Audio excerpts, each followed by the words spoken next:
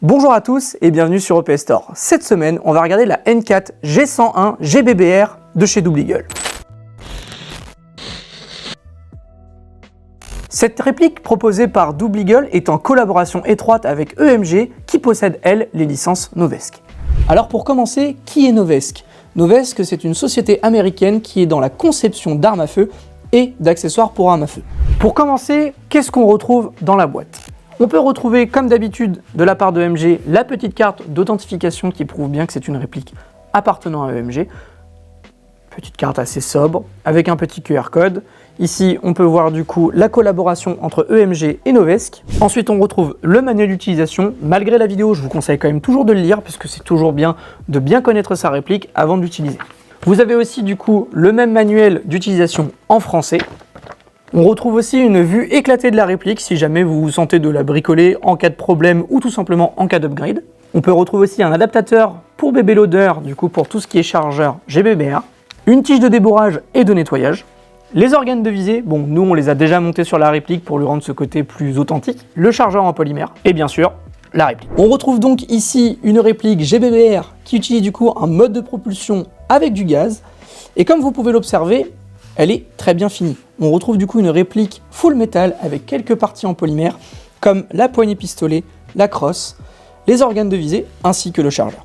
Pour le reste, on retrouve du coup du full métal sur toute la réplique, ce qui va donc rajouter du poids et donc du réalisme à la réplique.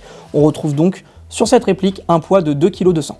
Contrairement à sa grande sœur qui se situe à ma droite, la Golden Eagle, elle, possède beaucoup plus de finition que la N4 Syma. Pour commencer, on retrouve du coup tous les marquages officiels. Que ce soit sur le lower, sur la culasse, sur le dust cover ou sur le levier d'armement. Ce qui fait la force de cette réplique, tout simplement, c'est qu'elle est capable d'utiliser le système du chez Tokyo Marui. C'est-à-dire que vous allez pouvoir du coup acheter des pièces compatibles Tokyo Marui et les mettre dans votre Novesk de chez Double Eagle. La réplique possède une longueur de 71 cm en cross position 0 et 79 cm en position maximale. La contenance du chargeur est de 35 billes et contrairement du coup au chargeur Marui et Syma, la valve de remplissage se situe sous la valve de percussion. Question interne, au niveau du canon, on retrouve un canon de 250 mm. Pour continuer sur le canon externe, on retrouve un pas de vis 14 mm CCW et vous allez du coup pouvoir mettre un traceur, un autre compensateur ou tout simplement un réducteur de son. Pour le garde-main, on retrouve le garde-main officiel Novesk, le fameux NSR 9. Et comme expliqué tout à l'heure, au niveau de l'interne, que ce soit sur la partie mobile ou sur le système de gâchette, on retrouve exactement les mêmes pièces que sur un Tokyo Marui. Elle est annoncée à 1,2 joules, 360 fps, on verra ça tout à l'heure au passage chronique. On peut retrouver sur cette réplique 3 différents modes de tir avec le mode safe, le mode semi et le mode full auto. Comme vous venez de le voir, la réplique n'est pas ambidextre, que ce soit pour le sélecteur ainsi que pour le réarmeur de culasse. Sur la partie haute de la réplique, on retrouve un rail Picatinny qui vous permettra de mettre un viseur compatible avec celle-ci. Concernant le garde-main, vous ne pourrez pas mettre de poignée Picatinny à moins de rajouter un rail, mais vous pourrez mettre du coup toutes les poignées compatibles avec le système M-Lock. Sur cette réplique, on retrouve une crosse ainsi qu'une poignée pistolet type Magpul. Pour la poignée pistolet, ça ressemble fortement à une poignée MOE. Et concernant la crosse, on retrouve aussi un style MOE SL. Contrairement à d'autres modèles GBBR, ici on retrouve un Forward Assist fonctionnel. Donc pour les débutants qui nous regardent, qu'est-ce que c'est le Forward Assist ? C'est une pièce du coup qu'il suffit d'appuyer dessus pour pouvoir réengager correctement la culasse après un incident de tir. Petit aparté pour les possesseurs de Tokyo Marui MWS comme moi, attention à ne pas acheter les chargeurs Double Eagle en pensant que celui-ci passe dans la réplique. Alors certes, il passe au niveau du puits, mais ne se clipse pas du tout. Ce qui rend donc la réplique inutilisable. Si vous possédez la N4 de chez Syma, les chargeurs, que ce soit de Syma ou de Golden Eagle, sont compatibles. Comme expliqué tout à l'heure, toutes les pièces Tokyo Marui sont compatibles avec la Golden Eagle. On va vous montrer ça à notre atelier tout de suite. Je vais vous montrer comme quoi les pièces Marui sont compatibles avec les pièces Double Eagle. Donc, comme d'habitude sur un GBBR, vous poussez la petite goupille de derrière. Donc, vous pouvez le voir, hein, ça se pousse avec le doigt. Ensuite, vous donnez une petite tape vers l'avant. Ça libère du coup la culasse. Vous la prenez. Hop. Et on va faire de même pour la Marui. Donc on pousse la petite goupille. On retire la goupille. Hop, on casse en arrière, on retire le système. Et pour commencer, on va faire le comparatif. Au niveau des culasses, vous pouvez voir, c'est exactement la même chose. Pour le coup, on reconnaît bien une copie des Marui. Je vais vous montrer du coup en mettant la culasse de la Tokyo Marui avec le levier d'armement de la Novesque. Donc hop, on les remet comme d'habitude. Hop, on fait attention à la goupille. Hop, on peut refermer et on remet. À la différence de tout à l'heure, c'est que là, du coup, ça a créé un tout petit jeu qu'il n'y avait pas avant. Mais,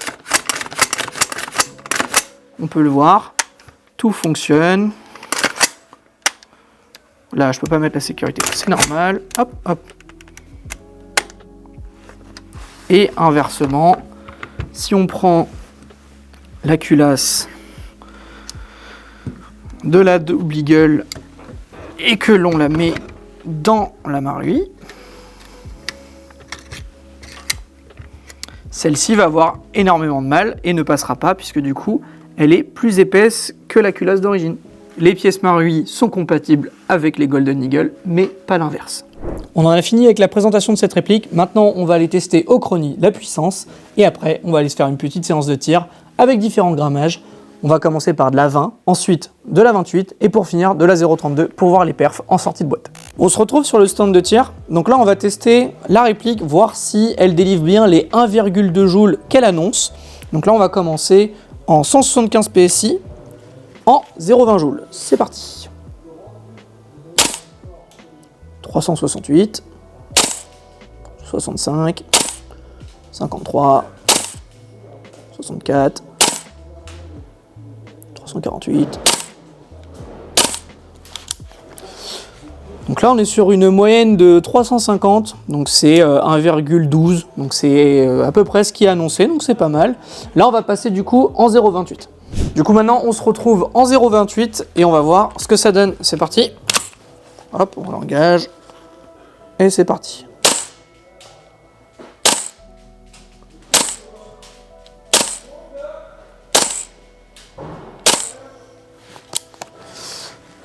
Donc là on est pareil, 305 fps en 0,28, ce qui fait du coup 1,22 joules, c'est vraiment pas mal.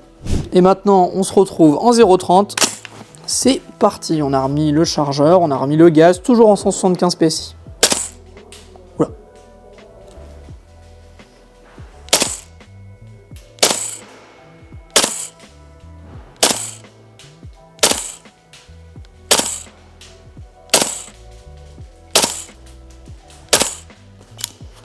Tac. Alors, on a eu quelques petits problèmes au début parce que je m'étais trop près le canon.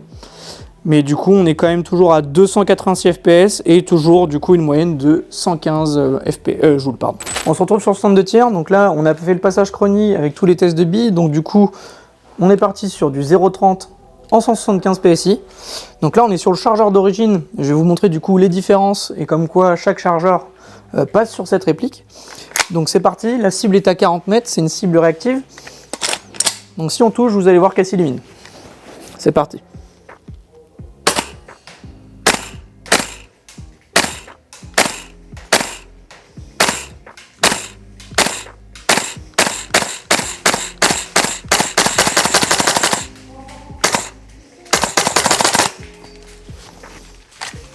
Hop. Donc ça, c'était le chargeur d'origine. Donc là, on passe sur les chargeurs Marui du coup. Tac.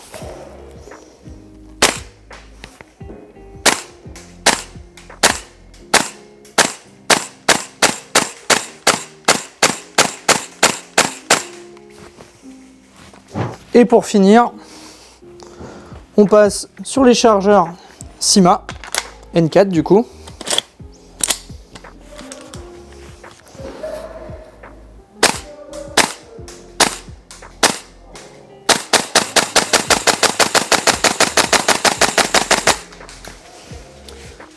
Vous voyez, les trois fonctionnent très bien. On a 40 mètres, on touche vraiment bien la cible. Juste un petit bémol sur le chargeur. Alors je pense que le gaz qu'on utilise, c'est pas un gaz assez puissant pour celui-là. Mais pour le coup, ça marche très bien. On se retrouve du coup pour parler du bilan de la N4 de chez Double Eagle. Alors personnellement, qu'est-ce que j'en pense? Pour moi, c'est une très bonne réplique en sortie de boîte. Il y aura juste un petit bémol, c'est au niveau du chargeur. Je trouve que le chargeur de base, il limite vraiment les performances de la réplique. Comme vous avez pu le voir au niveau du stand de tir et même au bruit sur le stand de tir, on avait des performances qui étaient vraiment amoindries avec ce chargeur-là en polymère. Alors que si vous utilisez le chargeur Marui ou celui de la Syma N4, voilà, on avait des très bonnes perfs. Alors certes, c'est vrai, il est beaucoup plus esthétique que le chargeur de Marui. Quand on met les deux en face, il n'y a pas photo, on va plus se diriger vers celui-ci.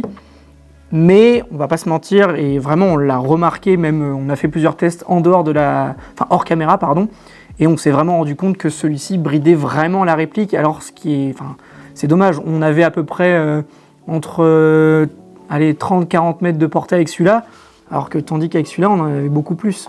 On n'a pas mesuré au télémètre, donc c'est des mètres approximatifs, mais bon voilà. C'est le seul bémol de la réplique, sinon je trouve que esthétiquement parlant, elle est vraiment bien finie. Personnellement, j'ai déjà tiré avec la vraie N4 et c'est ce que je disais, je suis assez bluffé parce que on dirait vraiment, c'est bête à dire puisque c'est censé être là une réplique, donc oui, forcément, ça ressemble presque à 100%. Il y a juste vraiment au niveau du poids où je trouve que là, forcément, une vraie arme à feu est plus lourde, mais vraiment, on a que ce soit sur l'esthétique, sur la prise en main et sur le côté performance, il n'y a rien à dire. Et en plus de ça, un gros point majeur, c'est qu'elle est compatible pièce Marui. Et contrairement à une VFC ou à une WE où les pièces sont...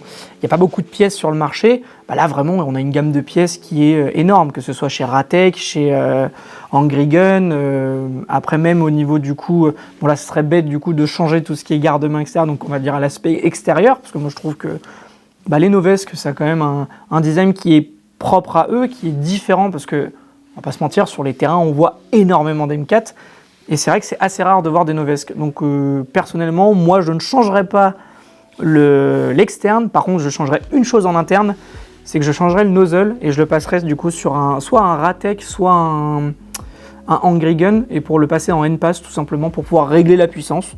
Comme ça vous pourrez l'utiliser que ce soit en CQB ou du coup en extérieur pour pouvoir l'utiliser sur de la longue distance ou sur de la courte. Pour finir, un dernier petit comparatif vraiment avec la N4 de chez Syma. Et il n'y a pas à dire, il y a beaucoup de différences, que ce soit déjà juste sur le cache-flamme qui est complètement différent. Là, on a un espèce de cache-flamme type Ascar. Ici, c'est un cache-flamme qui peut accueillir du coup, comme je l'expliquais plus tôt, le fameux silencieux de chez Novesque. Je trouve que le corps est beaucoup plus travaillé, on a plus de détails sur la Double Eagle que sur la Syma. Même les gravures sont plus travaillées, là on a des gravures un peu grisâtres alors que sur celle de la Double Eagle on a des gravures vraiment blanches et il y a moins de gravures, on va dire niveau licence, qui sont apparentes ici que sur la Double Eagle. C'est-à-dire qu'au niveau du Charging Handle, là on a vraiment le marquage officiel du Charging Handle avec le Super Badass Charging Handle. Et surtout on a le petit logo Novesque juste au-dessus, ainsi que l'écriteau. Chose qu'on n'a pas du tout ici. Et puis même que ce soit au niveau du bruit, je le trouve beaucoup plus sexy sur la Double Eagle que sur la Syma. Là on a un bruit assez acier, assez... Puis même le retour de la Double Eagle est plus puissant que celle de la Syma. Gros point fort de la Double Eagle par rapport à la Syma, c'est que celle-ci en sortie de boîte, elle sort 410 fps, ce qui est vraiment énorme, d'où ma config en DMR, que celle-ci sort du coup 1,2 joules, donc 360 fps. Du coup vous allez pouvoir jouer sur à peu près tous les terrains. Je vous remercie d'avoir regardé la vidéo. Je vous mets en description tous les liens des produits que l'on a utilisés, que ce soit la Novesque, les différents chargeurs, ainsi que le gaz et les billes que l'on a utilisés. Je vous invite du coup à nous suivre sur les réseaux sociaux, que ce soit Facebook, Instagram et même TikTok. Vous pouvez vous abonner, mettre un petit pouce bleu, commenter, partager la vidéo, ça nous ferait extrêmement plaisir. Si vous avez une question, vous pouvez la poser dans la section commentaires. Et moi, je vous dis à très vite sur opstore.fr.